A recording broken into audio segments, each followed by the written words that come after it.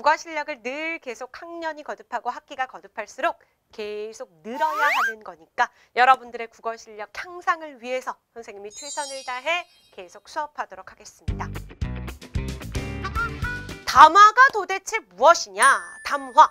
이야기 담자의 말씀 화자예요. 그러니까 이야기, 말씀 이런 게 다 담화인데 생각을 표현하는 구체적인 문장들이 모여서 이루어진 언어 단위다라고 어렵게 써놨는데요. 여러분들이 자신의 생각, 느낌 이런 것들을 하나하나의 문장으로 표현하시죠. 그런 문장들이 이렇게 모여서 이루어진 덩어리, 그걸 담화라고 하는 거예요. 발화가 모여 하나의 의미를 이룬 덩어리 이렇게 써놓았는데요. 발화가 그 문장을 이야기하는 겁니다. 이제 그러면 이런 담화에는 어떤 구성 요소들이 포함되어 있는가 살피자고요. 담화에는요, 말하는 이가 있고요, 듣는 이가 있어요. 이걸 말하는 이, 듣는 이라고 하지 않고 글쓰니, 읽는 이라고도 할 수 있습니다. 우리가 생각을 주고받는 것이 실제로 이런 음성 언어로 주고받기도 하지만 문자 언어로 주고받기도 하잖아요. 그래서 말하는 이는 글쓰니에 해당하는 거, 듣는 이는 읽는 이에 해당하는 거. 하지만 이 역할이 고정돼 있는 건 아닙니다. 내가 말했다가 듣기도 하고 들었다 말하기도 하고 하기 때문에 우리는 담화를 이루는 중에는 이 역할이 바뀌기도 하죠. 그런 다음 맥락이 이 안에 들어가요. 상황 맥락과 사회 문화적 맥락이라는 것이 담화의 구성 요소에 포함됩니다. 그 다음은 전달하고자 하는 내용이 있어야 한다라고 얘기하는데 우리 친구들 교재 페이지 108쪽에도 그대로 나와 있거든요. 그걸 참고해 주시면 돼요. 맨 밑에 보세요. 자, 그래서 말하는 이는 듣는 이에게 전달하려는 내용을 이렇게 담화 속에 담아내고요. 그 안에는 맥락이 포함되어 있다라고 얘기합니다. 선생님이 맥락에 대해 좀 더 구체적으로 설명을 드리도록 할게요.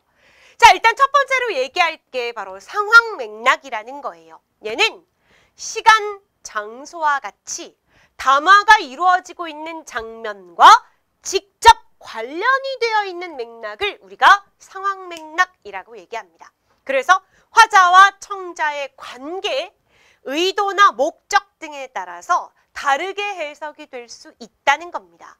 그러니까 말을 주고받는 상황을 생각해 보시면 돼요. 자, 볼게요.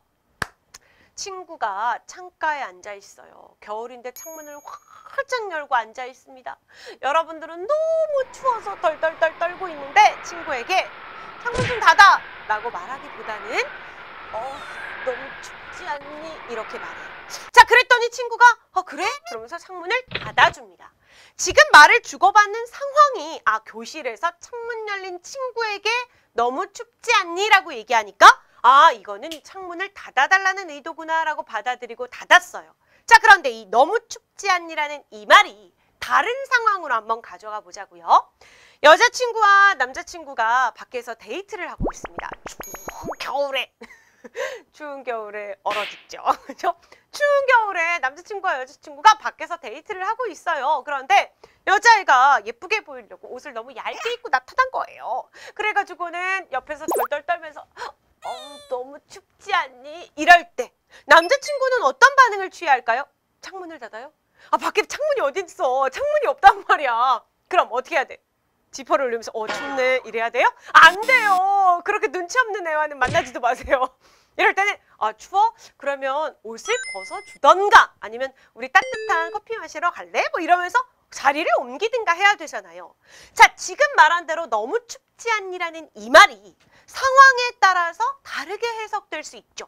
그래서 담화에는 이 맥락이라는 것이 매우 중요해요. 맥락에 따라서 의미 해석이 전혀 이렇게 달라질 수 있기 때문에.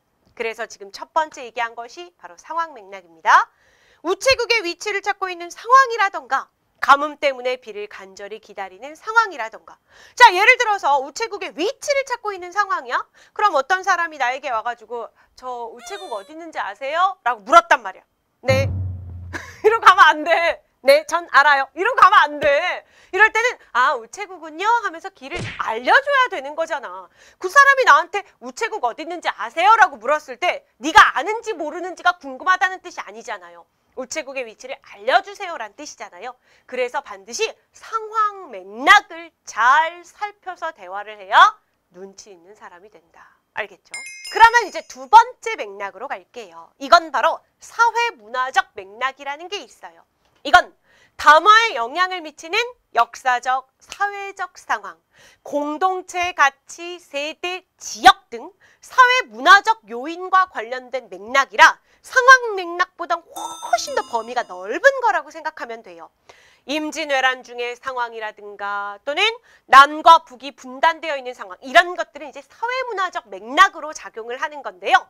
효과적인 의사소통을 위해서는 앞서 보았던 상황 맥락도 잘 파악을 해야 되지만 사회문화적 맥락도 고려해서 대화를 해야 한다는 겁니다.